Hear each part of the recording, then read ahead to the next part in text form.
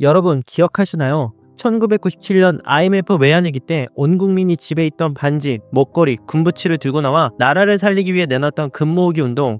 그때 모인 금이 무려 200톤이 넘었습니다. 왜 하필 금이었을까요? 그만큼 금은 위기 상황에서 가장 믿을 수 있는 자산이기 때문입니다. 그리고 놀랍게도 지금 이 순간에도 비슷한 일이 벌어지고 있습니다. 한국은행, 중국인민은행, 심지어 폴란드까지 전세계 중앙은행들이 올해 1분기에만 200톤 넘는 금을 사들였습니다. 자동차 200대 무게에 해당하는 규모죠.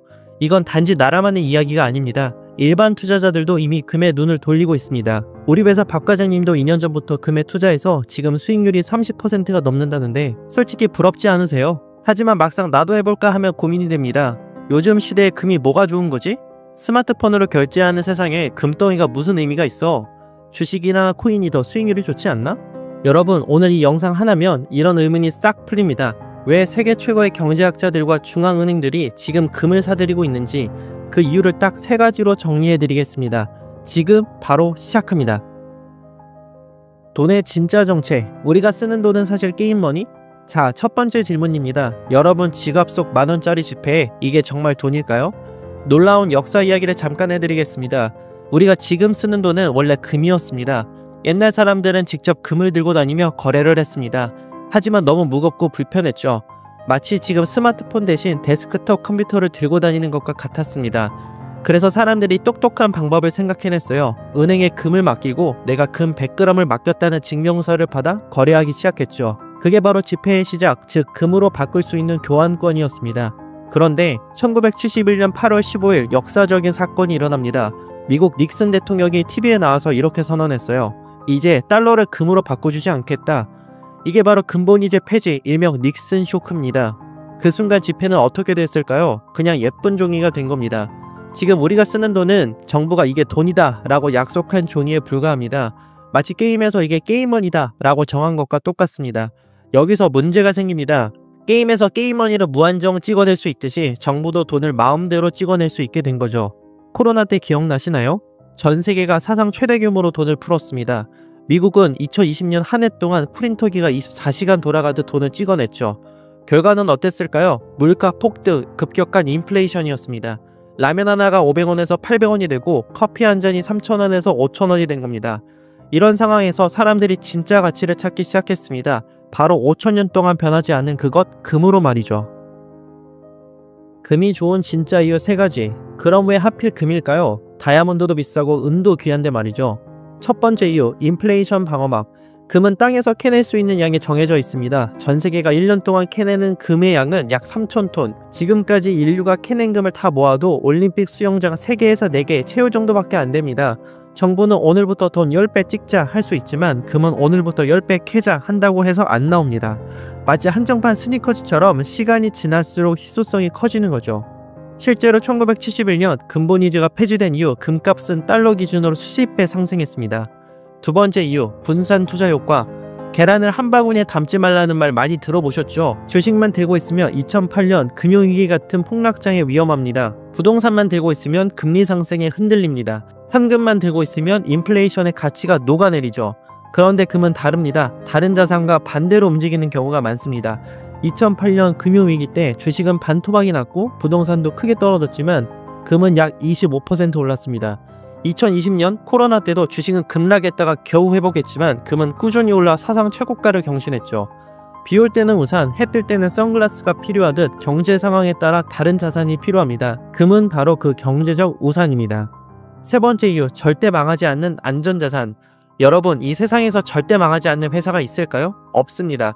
코닥도 망했고 노키아도 망했고 심지어 100년 된 대기업들도 망할 수 있습니다.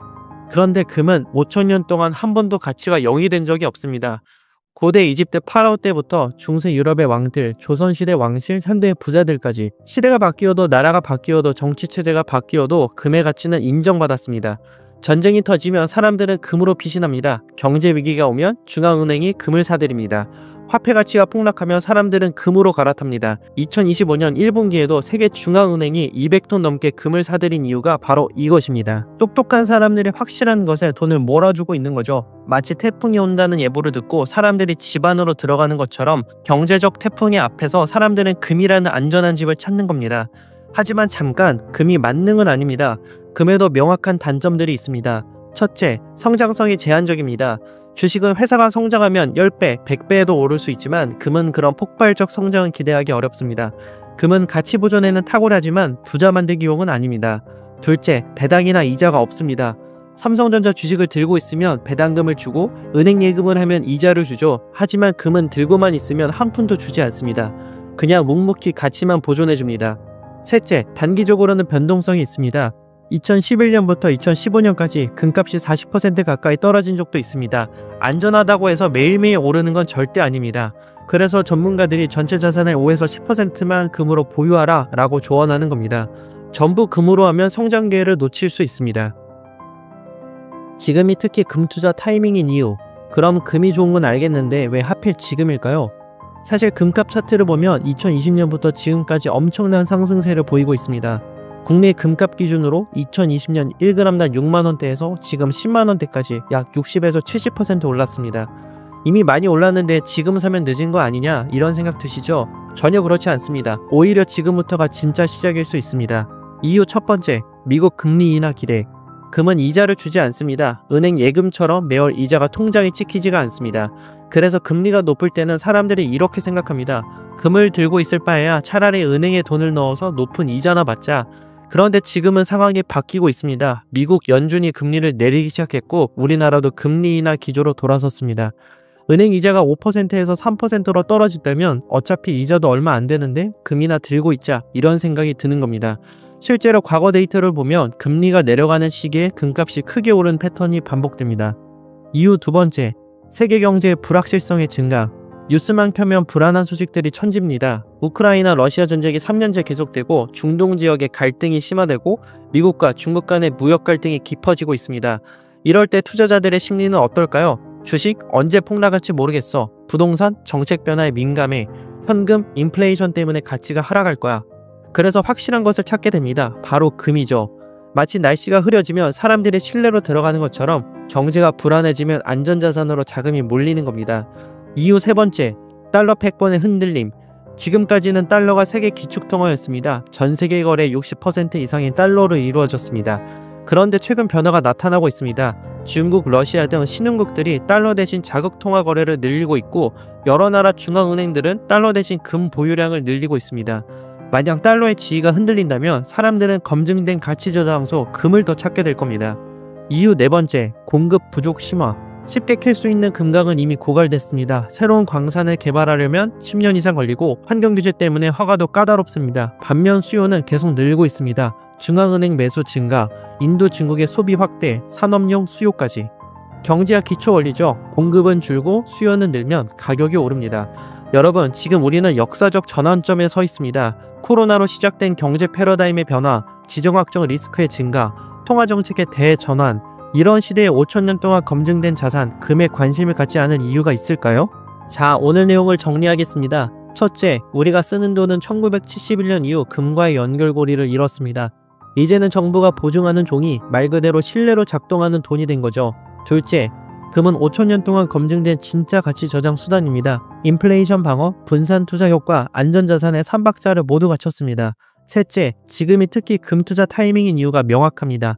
금리 인하, 지정학적 리스크, 달러 패권 도전, 공급 부족까지 모든 조건이 맞아떨어지고 있습니다.